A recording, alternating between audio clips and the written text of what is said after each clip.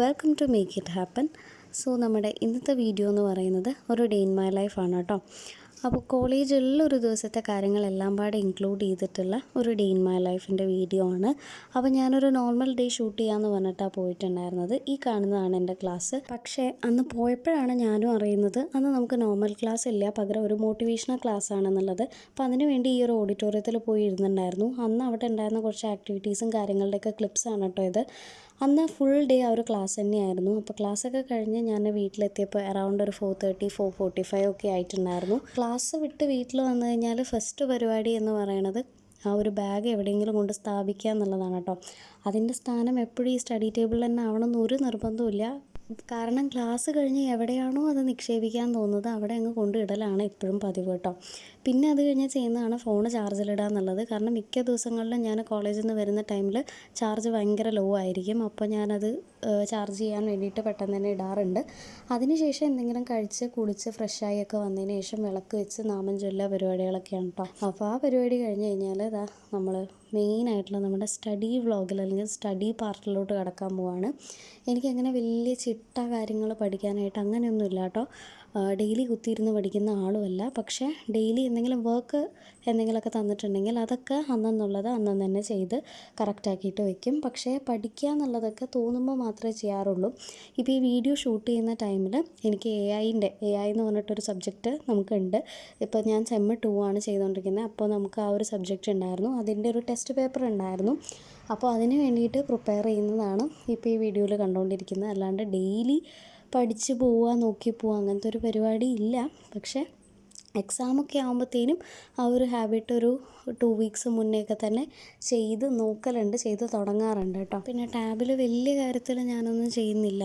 കുറച്ച് ഇമ്പോർട്ടൻ്റ് ആയിട്ടുള്ള ടോപ്പിക്സ് മാത്രം ഒന്ന് നോട്ട് ഡൗൺ ചെയ്തു. അതേപോലെ തന്നെ നമ്മൾ ടു ഡു ലിസ്റ്റ് പോലെ ചെയ്യത്തില്ലേ, ഓരോ ടോപ്പിക്കും നമ്മൾ പഠിച്ചു കഴിഞ്ഞാൽ ജസ്റ്റ് സ്ട്രൈക്ക് ത്രൂ ചെയ്യാൻ വേണ്ടിയിട്ട്. അപ്പോൾ അങ്ങനത്തെ ഒരു കാര്യത്തിന് വേണ്ടി മാത്രമാണ് ടാബ് യൂസ് ചെയ്യുന്നത്. കാരണം ഫോൺ എടുത്തു കഴിഞ്ഞാൽ കൂടുതലും ഡിസ്ട്രാക്ഷൻസ് ആയിരിക്കും. പഠിക്കുക എന്നുള്ളതിലും ഉപരി ഇൻസ്റ്റഗ്രാമും കാര്യങ്ങളും സോഷ്യൽ മീഡിയ ഒക്കെ നോക്കി അങ്ങനെ അങ്ങ് ടൈം പോകുന്നത് അറിയില്ല. സോ അതിലും കുറച്ചുകൂടെ ബെറ്ററാണ് ടാബ് യൂസ് ചെയ്യുമ്പോൾ എന്ന് തോന്നിയുകൊണ്ട് മാത്രമാണ് അതെടുക്കുന്നത് കേട്ടോ.